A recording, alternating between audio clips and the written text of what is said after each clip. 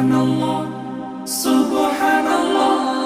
সফর সফর শহর শহর রোজানা রোজানা সময় কখন কোথায় দাঁড়ায় অজানা অজানা।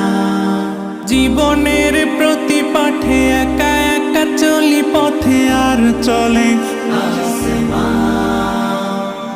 আসমানি রঙে ডুবে অনুরাগে অনুভবে খুঁজে পাই সুবহানাল্লাহ ওয়ালহামদুলিল্লাহ ওয়ালা ইলাহা